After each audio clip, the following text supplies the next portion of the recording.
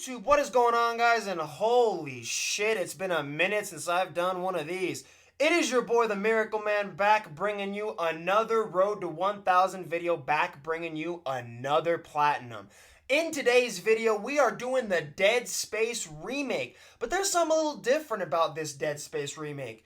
That being, I've never touched Dead Space before as a franchise. Dead Space is a survival horror game that takes place on a ship known as the Ishimura. The horror aspect here is huge, and it is well done throughout the entire game.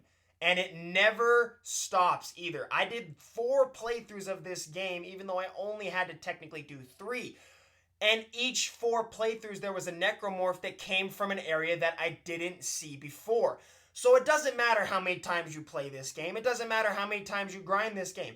There is still the possibility of a necromorph coming from out of nowhere. The Dead Space Platinum had a total of 35 bronze trophies, 10 silver trophies, and 2 gold trophies.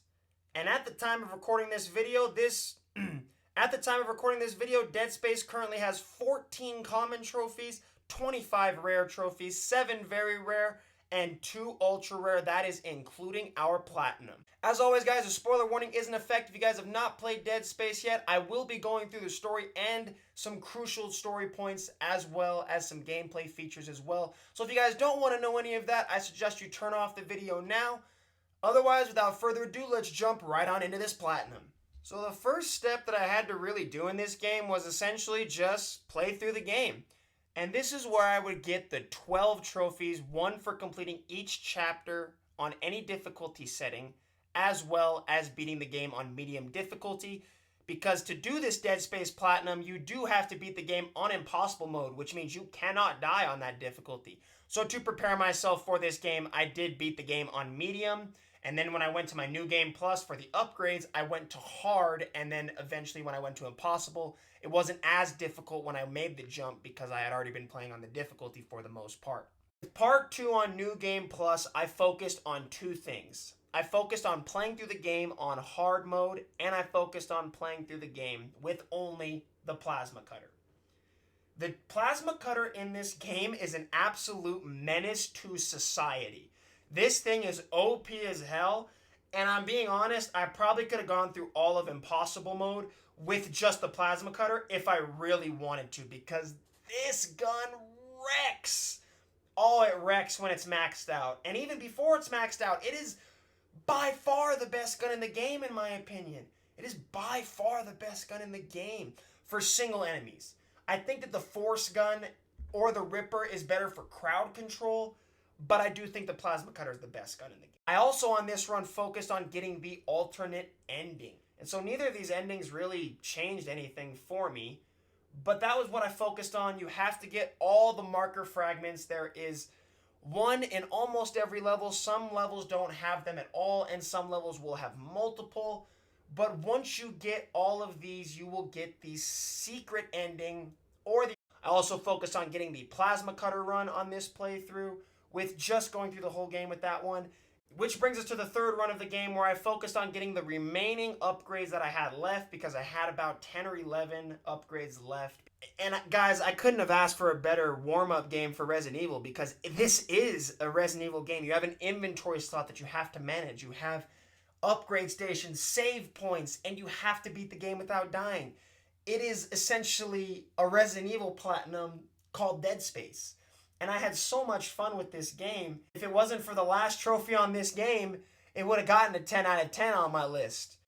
But there is one more run that we had to do, and this was the run that made me stress. The last trophy I had to do in this game was the Untouchable trophy. This trophy was by far the hardest in the game, the most stressful, and I could have made it easier on myself, but I ain't no bitch.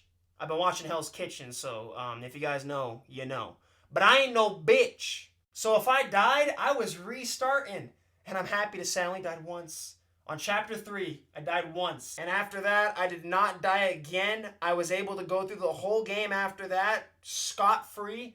It helped me out a lot having the plasma cutter. But the sleeper gun in impossible mode was the line gun. Holy shit, the line gun was crucial in my impossible run. It cuts limbs off with tremendous speed and accuracy. The worst gun in the game by far, the pulse rifle.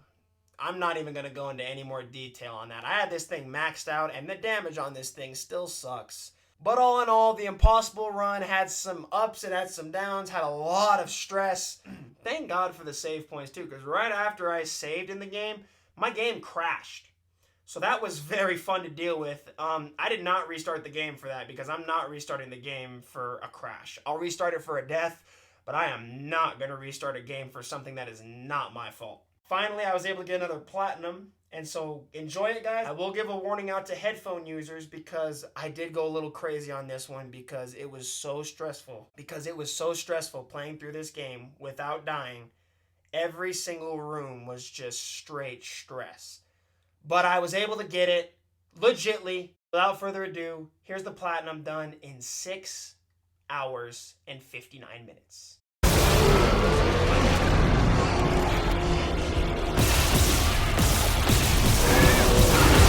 What, me? Is that it? Do it? I think we got it. Yes! I think that's fucking it! Yes! That is the platinum! Oh my god, that was stressful as all shit! Woo!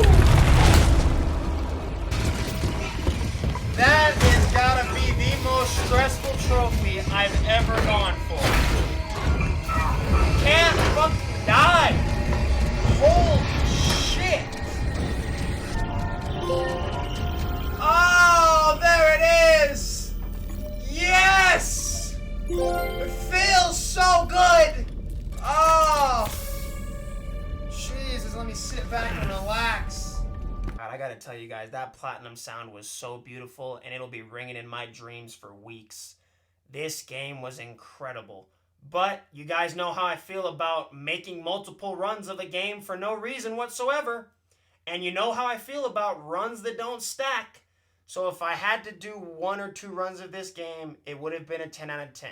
But because I had to stack on 3 more runs to this game with a glitch involved, I wish I could say this game's a 10 out of 10, guys. But I will say this. The game itself is a 10 out of 10. It is one of the best horror games I've ever played, and it is up there. It definitely goes into my top 5, right up there with Five Nights and Resident Evil. But I can't ignore the multiple runs, guys, that it took to get this platinum. I had to do 5 runs. Now, to be fair, you can get the platinum in a minimum of 3 runs. But you're just causing so much stress for yourself, it's just not worth it. Take the extra run on New Game Plus, do a hard run of it, and start medium. Get all your deaths out on the medium playthrough, then go to hard difficulty on your New Game Plus to prepare yourself for impossible difficulty. That is the best way that you can prepare yourself for this game. And oh man, I can't explain to you guys how much fun I had playing this game. I had a lot of fun playing this game. Despite the glitch and despite the multiple runs, still had a lot of fun playing this game. And that's going to bring us right into our next franchise, Resident Evil. That is going to be my next franchise that I'm going through, guys. I had an absolute blast playing Dead Space. Like I said, the story gets a 10 out of 10, but the platinum itself, I gotta give it an 8 out of 10 for the multiple runs, which is still really good for a platinum, not bad whatsoever. But I'm jumping back into Hogwarts Legacy, guys, because I need to get that goddamn platinum. That glitch is not gonna stop me, damn it. That glitch will not stop me. I'm doing a whole nother run again for the video. I'm doing a whole nother run here because that is just how much I love this damn franchise and how much I want the platinum for this Harry Potter game.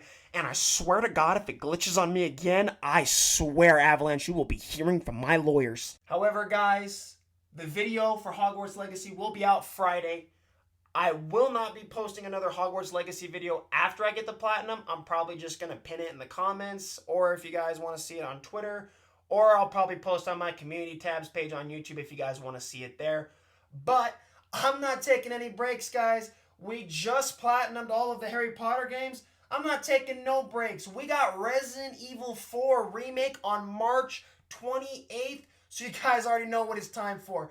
I'm going to platinum every single Resident Evil game that has ever been released on PlayStation. The only Resident Evil game that I've platinum, guys, is RE5 for the PS4. I have no interest in going back and doing the PS3 version, but I'm going to do it anyway for you guys, okay? However, every other game is going to be done on the PlayStation 4, so I have to go back to the PlayStation 3 one last time with its shitty graphics. And hopefully the darkness doesn't affect me as much as it did in Hogwarts Legacy, because, oh, if I have to go through that cave without being able to see shit, I'm going to lose my mind. But there are 2 Resident Evil games that I cannot do. That is Resident Evil. It's just the 2 online games. The Raccoon City and whatever the new one is, the Resistance, Resident Evil Resistance.